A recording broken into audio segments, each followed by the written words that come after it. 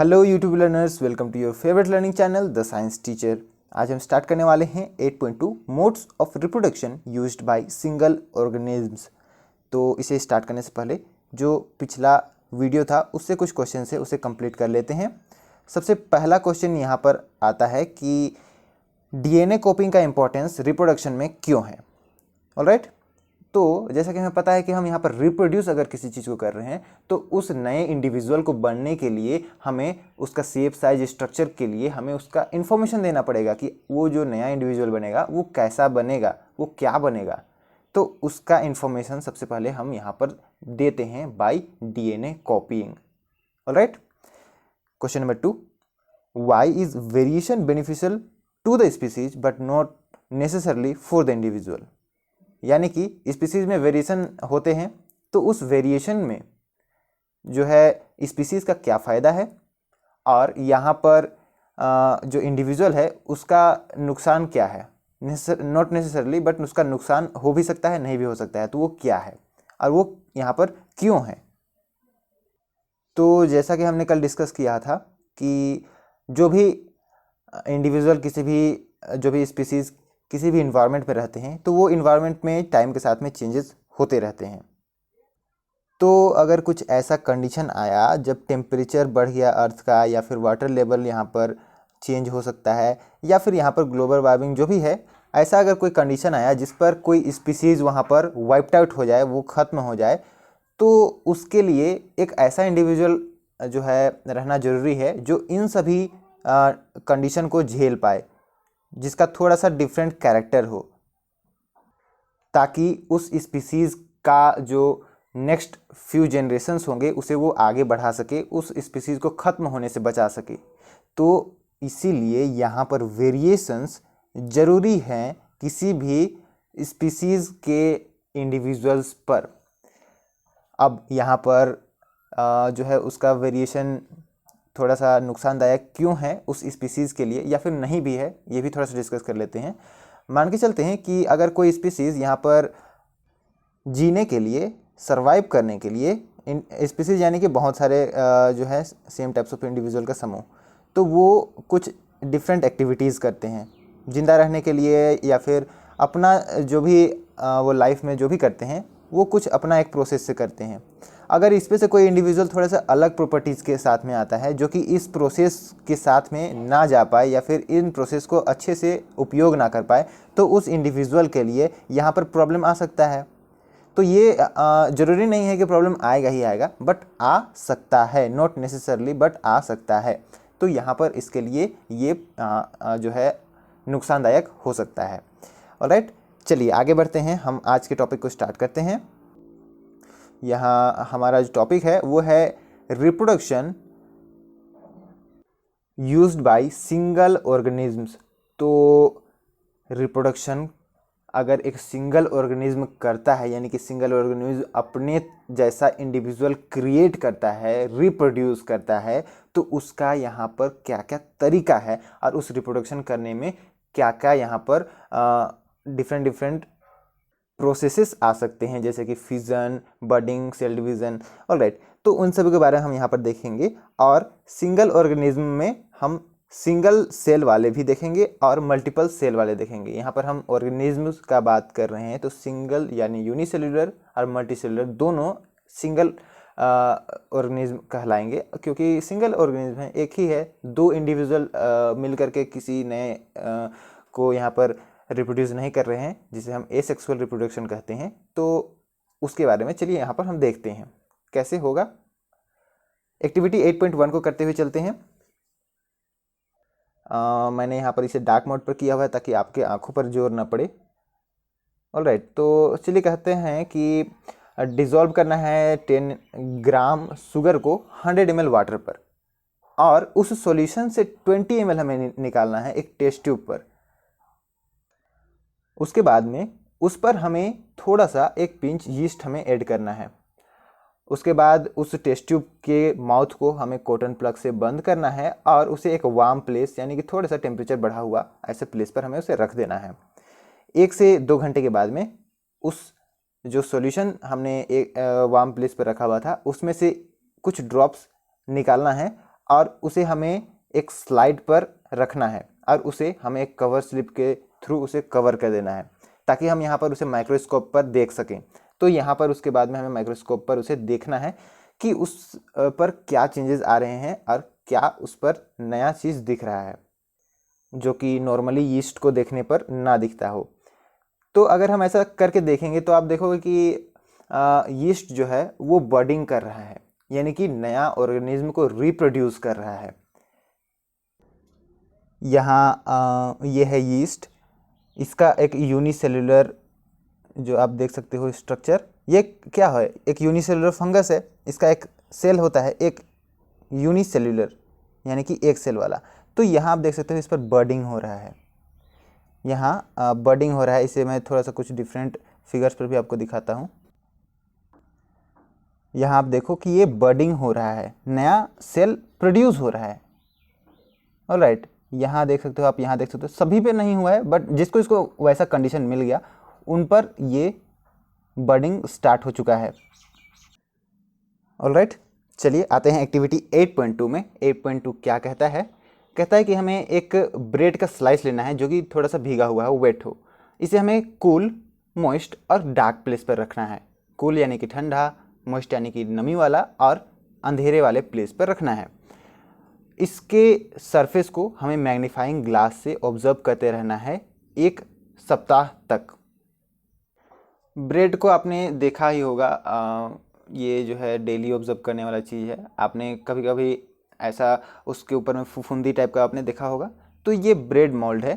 ये क्या होता है कि अगर बहुत दिनों तक उसे हम छोड़ देते हैं, इस पर स्पोर्स का फॉर्मेशन हो जाता है। इसके बारे में हम इसी सेशन पर बढ़ते हुए क्रम में हम इसे देखेंगे। ऑलराइट, आगे यहाँ पर कहता है दैट, चलिए एग्जामिन करते हैं कि डिफरेंट ऑर्गेनिज्म कैसे रिप्रोड्यूस करते हैं। ऑलराइट, यहाँ पर हम वही मोड्स के बारे में बात करने वाले हैं, जैसे कि फिजन। 8.2.1 फिजन स्टार्ट करते हैं। कहता है कि ये एक यूनिसेलुलर ऑर्गेनिज्म में होता है, सेल डिवीजन या फिर फिजन। ये एक नया इंडिविजुअल को क्रिएट करता है। ऑलराइट, इसके डिफरेंट डिफरेंट पैटर्न्स होते हैं जिसे ऑब्जर्व किया जा चुका है, जैसे कि बैक्टीरिया और प्रोटोजोआ अपने ही जैसे 2 इंडिविजुअल्स पर ये स्प्लिट हो जाते हैं। इसके बारे में चलिए आगे देखेंगे। कहता है कि अमीबा में सेल डिवीज़न, एक सेल से 2 सेल बनने में जो है यहाँ पर स्प्लिट होता है, सेल डिवीज़न होता है, और ये किसी भी प्लेस पर, किसी भी प्लेन पर ये हो सकता है। इसे हम बाइनरी फिजन कहते हैं। इसके बारे में 8.3 एक्टिविटी है, उसे हम कर लेते हैं। डिफरेंट डिफरेंट स्लाइड्स को यहाँ पर कह रहा है कि अमीबा का डिफरेंट डिफरेंट स्लाइड्स को, जो कि परमानेंट स्लाइड्स हैं, उसे हमें माइक्रोस्कोप पर देखने हैं और उसे हमें डिफरेंट डिफरेंट स्लाइसेस के जो ऑब्जर्वेशन है उसे हमें कंपेयर करना है। ऑलराइट, देखना है कि बाइनरी फिजन यहाँ पर दिख रहा है या फिर नहीं दिख रहा है। तो ऐसा करने पर हमें मिलेगा कि सबसे पहले अगर हम देखते हैं ऐसे स्लाइड को जिस पर अमीबा सिर्फ एक ही है, यूनिसेलुलर है। उसके बाद में अगर हम ऐसा सेल का ऑब्जर्वेशन करते हैं जहाँ पर ये अमीबा जो है इस तरीके से यहाँ पर फिजन कर रहा है, सेपरेट हो रहा है। सबसे पहले उसका जो न्यूक्लियस है वो सेपरेट होता है, उसके बाद में 2 इंडिविजुअल्स पर ये जो है डिफरेंट अलग अलग बन जाते हैं। तो यहाँ पर रिप्रोडक्शन हो रहा है। तो ये है अमीबा का बाइनरी फिजन। अगर इसे मैं कलरफुल स्ट्रक्चर पर आपको दिखाऊं तो आप देख सकते हो यहाँ पर ये जो है सबसे पहले अंदर वाला पार्ट यहाँ पर डिफरेंट डिफरेंट पार्ट्स में कन्वर्ट हो रहा है और ये 2 यहाँ पर इंडिविजुअल को क्रिएट कर रहा है। और हमें पता ही है कि अमीबा का कोई शेप साइज होता नहीं है, उसका कोई स्ट्रक्चर, बॉडी स्ट्रक्चर नहीं होता है। वो किसी भी शेप में हो सकता है और जो है वो बाहर से फूड को ऐसे ही इनटेक कर लेता है और जो एक्सक्रीशन भी है वो इसी तरीके से ये कर लेता है। तो जैसा कि अभी मैंने बताया कि अमीबा का कोई भी शेप साइज स्ट्रक्चर नहीं होता है, लेकिन कुछ यूनिसेलुलर ऑर्गेनिज्म ऐसे भी हैं जिनका कुछ ऑर्गेनाइजेशन होता है उनके बॉडीज़ का, जैसे कि यहाँ पर आप देख सकते हो लेशमेनिया, जो कि हमारे ब्लड के अंदर में, हमारे बॉडी के अंदर में आ जाता है और हमें बीमार करता है।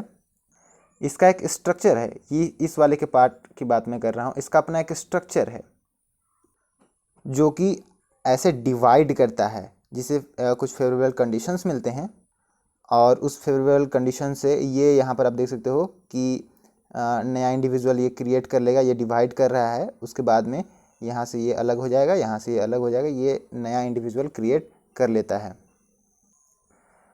आगे बढ़ते हैं।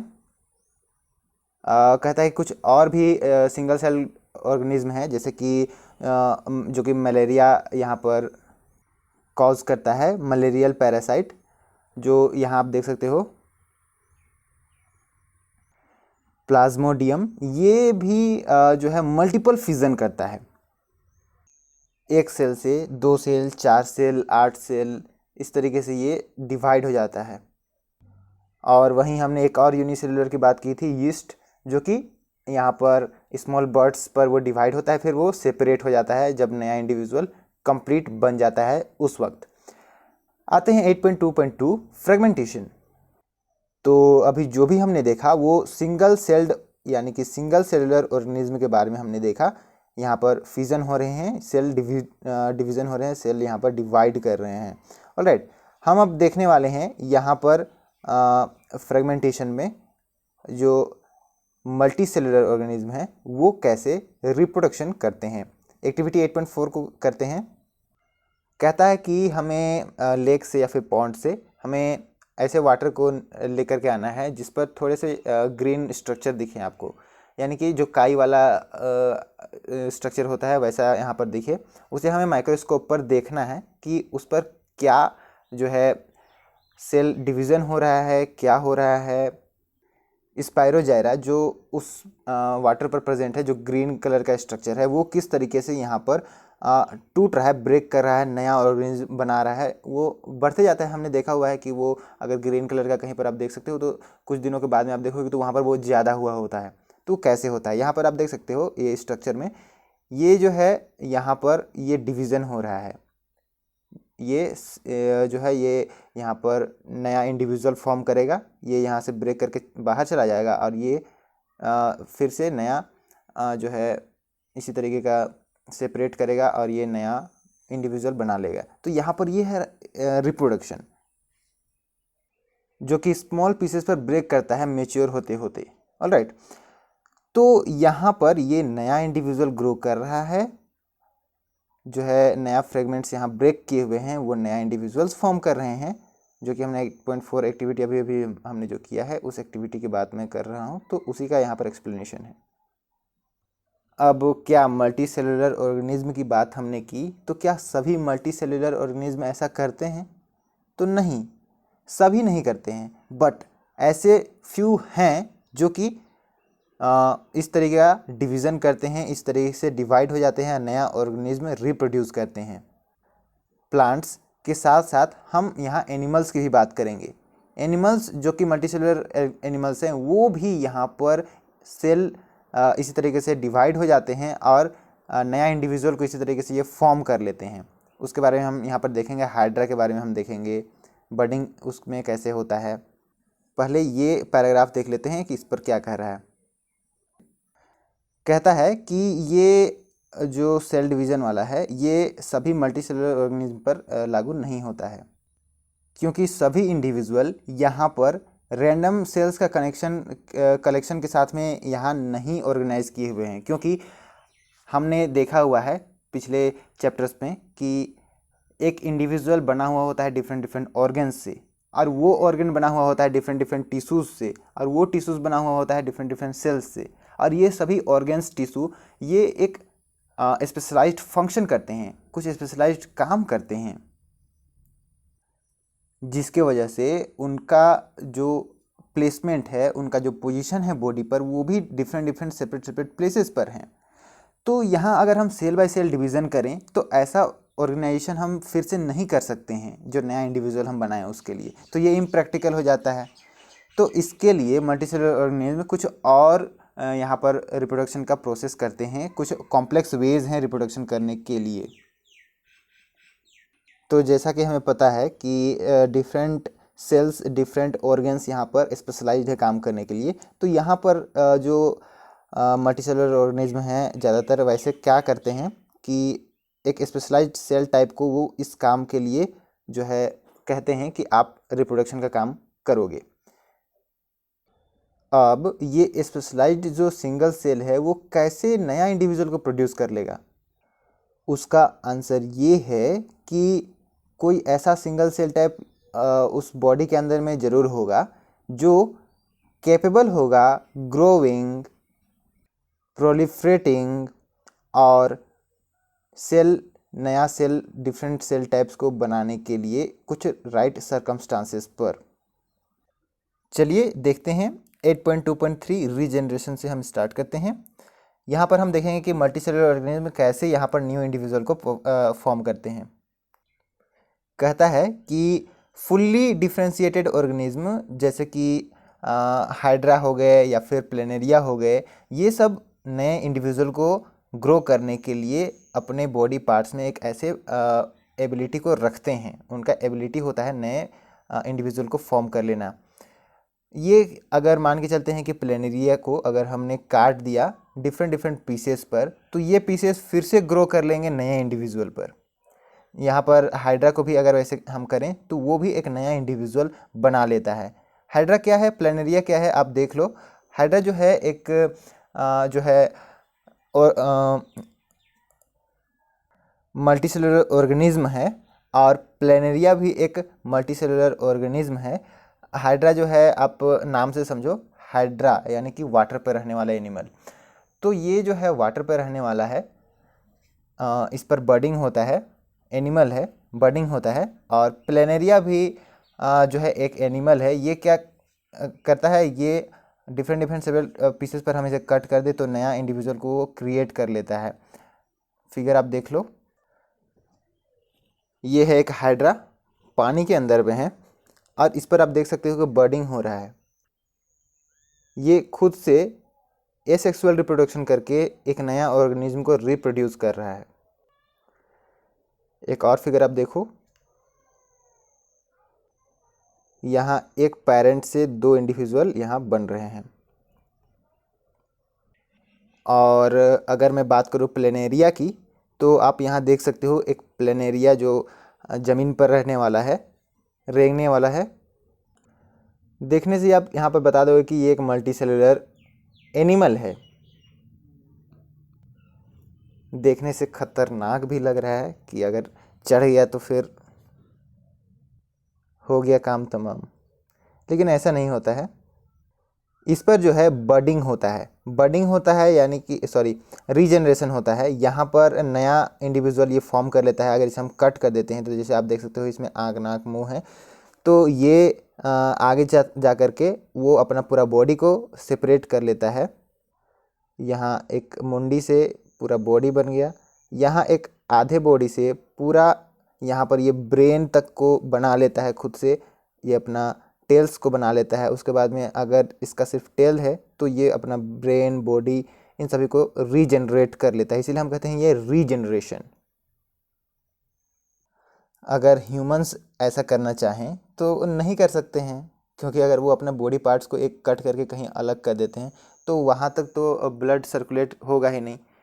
तो यहाँ पर इनके बॉडी के अंदर में क्या होता है, इनके बॉडी में क्यों यहाँ पर ये नया इंडिविजुअल फॉर्म कर लेते हैं? इसीलिए क्योंकि इनका कोई सर्कुलेटरी सिस्टम नहीं होता है, इनका कोई हार्ट नहीं होता है जो कि ब्लड को सर्कुलेट करे। हमारे पे तो जहाँ पर हार्ट रहेगा वहाँ पर जीवित रहेगा, और बाकी जगह पर जो भी सोर्स है, अगर रेस्पिरेशन वाला सोर्स है, अगर वो ठीक रहा और हार्ट अगर ठीक रहा तो हाथ पैर चला भी जाए तो भी कोई दिक्कत नहीं है। तो हाथ पैर वाले सर्वाइव नहीं करेंगे, बट हार्ट वाला वो सर्वाइव कर लेगा। लेकिन यहाँ पर जो है ऐसा कोई सर्कुलेटरी सिस्टम नहीं है जिसकी वजह से ये सर्वाइव कर लेते हैं। चलिए देखते हैं कि बुक में क्या कह रहा है इसके बारे में, कैसे रीजनरेट कर रहा है। कहता है कि ये रीजनरेशन कहलाता है, रीजनरेशन करने के लिए कुछ सेल्स स्पेशलाइज्ड होते हैं जो कि बहुत लार्ज नंबर ऑफ सेल्स को यहाँ पर क्रिएट करते हैं। और ये जो सेल्स हैं वो डिफरेंट टाइप्स ऑफ टिश्यू बना लेते हैं जो कि एक इंडिविजुअल को फिर क्रिएट कर लेता है।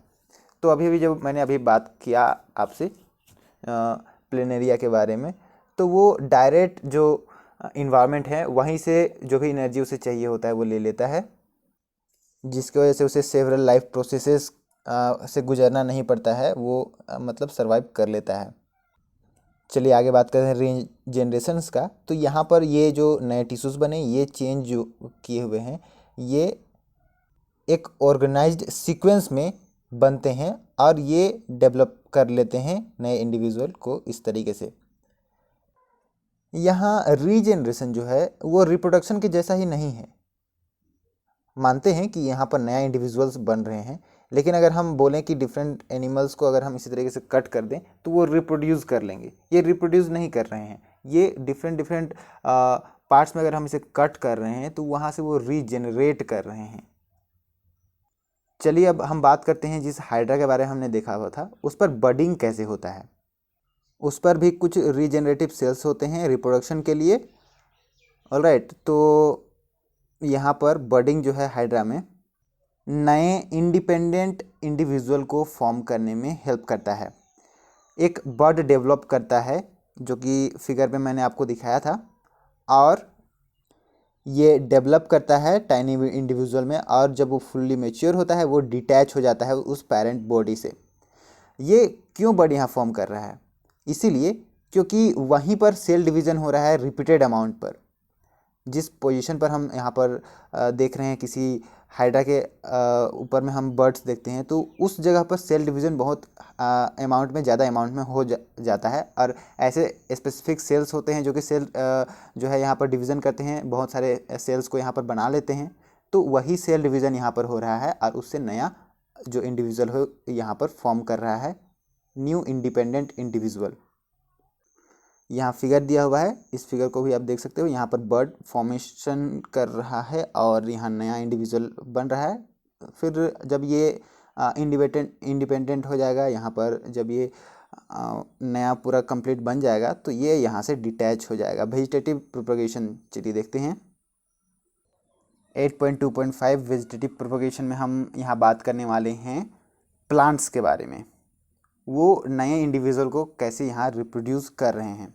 हमने देखा यूनिसेलुलर, हमने देखा मल्टीसेलुलर ऑर्गेनिज्म के बारे में हमने देखा कि वो हैं मल्टीसेलुलर एनिमल्स पर कैसे रिप्रोडक्शन होता है। अब हम देखेंगे यहाँ पर प्लांट्स पे कैसे रिप्रोडक्शन होता है।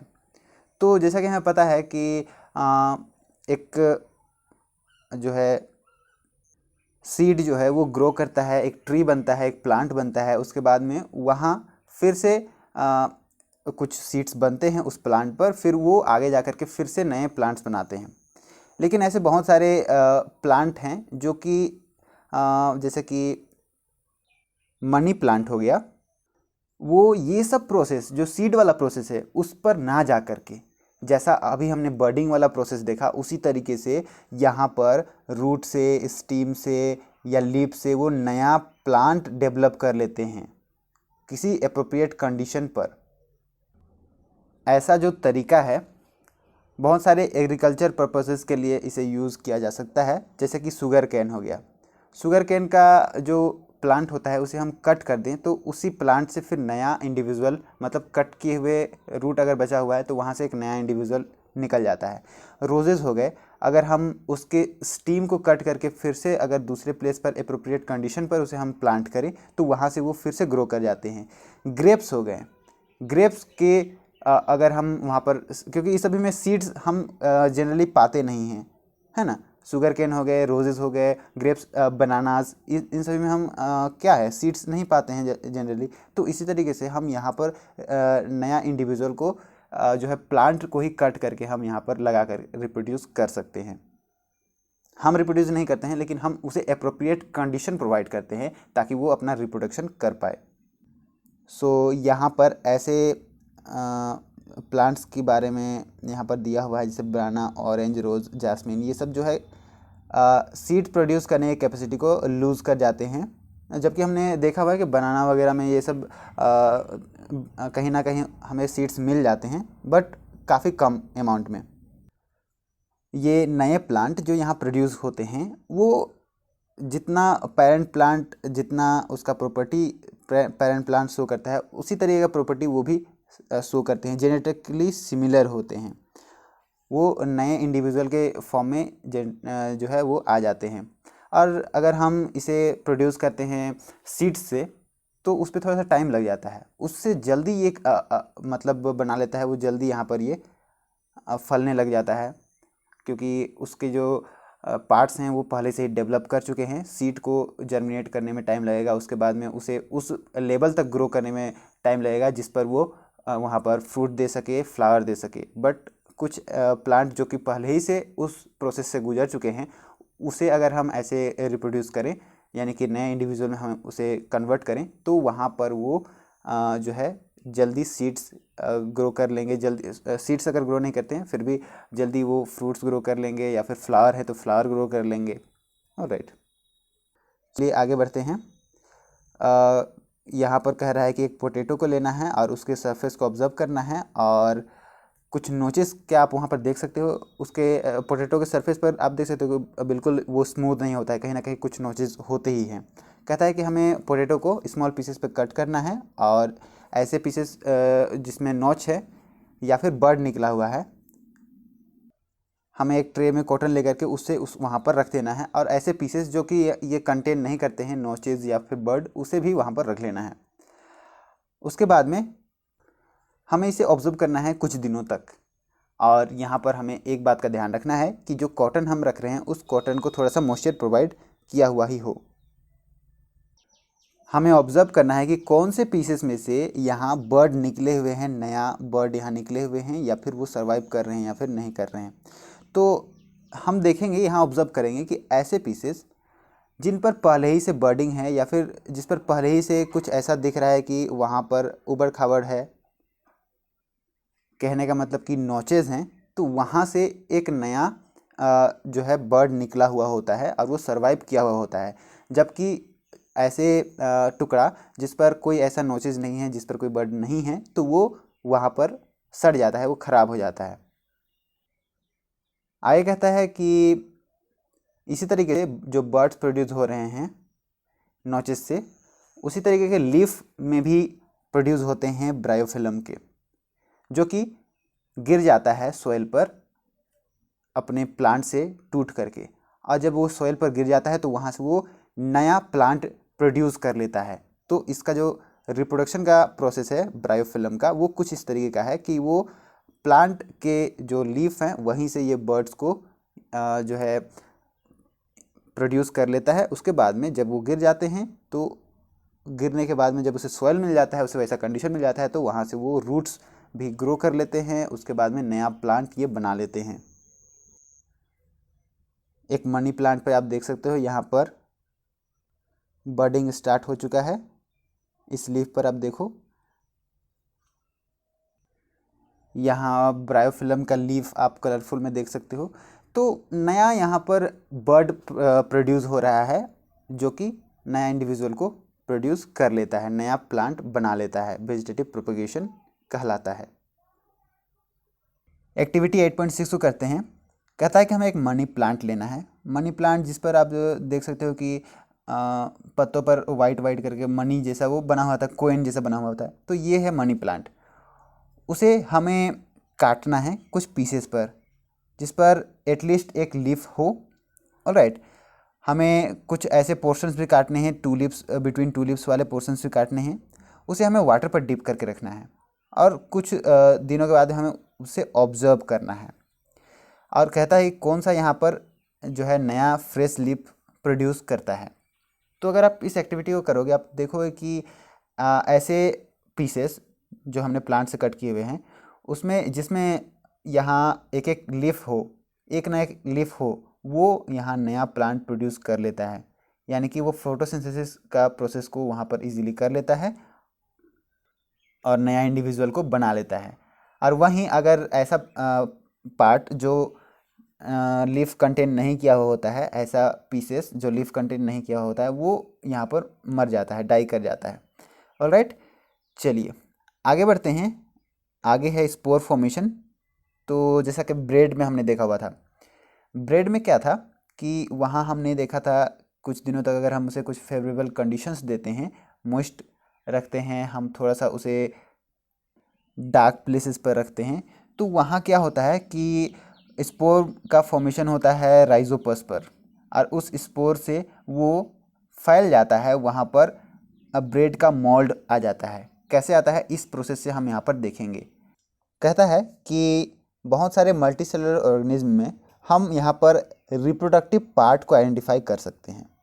ऑलराइट, तो जो ब्रेड मोल्ड पर हमने देखा हुआ है एक थ्रेड लाइक स्ट्रक्चर, वो थ्रेड लाइक स्ट्रक्चर यहाँ पर रिप्रोडक्टिव पार्ट नहीं है। यहाँ पर जो थ्रेड लाइक स्ट्रक्चर से आप देख सकते हो ऊपर में कुछ इस तरीके का बॉब बना हुआ होता है, स्पोरेंजिया। ये यहाँ पर जो है कंटेन करता है ऐसा सेल्स या फिर ऐसा सोर्स जो नया राइजोपस को ग्रो करने में, डेवलप करने में यहाँ पर हेल्प करता है, वो ग्रो करा देता है। यानी कि आप समझो कि सीड्स के जैसा होता है, वो यहाँ पर ग्रो करा देता है नया राइजोपस को उसके बगल में ही, तो उसे ये नया बनते जाते हैं। ऑलराइट, सो ये जो है स्पोर्स कंटेंट किए हुए होते हैं, वही जिसकी बात मैं अभी कर रहा हूँ। तो इसीलिए हम इसे स्पोरेंजिया कहते हैं। और ये जो है स्पोरेंजिया तब तक इसे कंटेन किया रहता है स्पोर्स को, जब तक नया यहाँ पर मॉइस्ट सरफेस उसे ना मिल जाए जहाँ पर वो उन स्पोर्स को ग्रो करा सके। तो जब तक मॉइस्ट सरफेस नहीं मिलता है तब तक वो उसे कवर किया हुआ रहता है एक थिक वाल से, ताकि वो प्रोटेक्टेड रहें। ऑलराइट, चलिए आगे बढ़ते हैं। यहाँ कहता है कि अभी तक हमने जो भी मोड्स रिप्रोडक्शन के देखे हुए हैं वो एसेक्सुअल रिप्रोडक्शन जो है करता है। ये सभी जैसे ही प्रोसेस फॉलो करते हैं वो सभी एसेक्सुअल रिप्रोडक्शन के पार्ट हैं। हम सेक्सुअल रिप्रोडक्शन कल स्टार्ट करेंगे। Till then take care.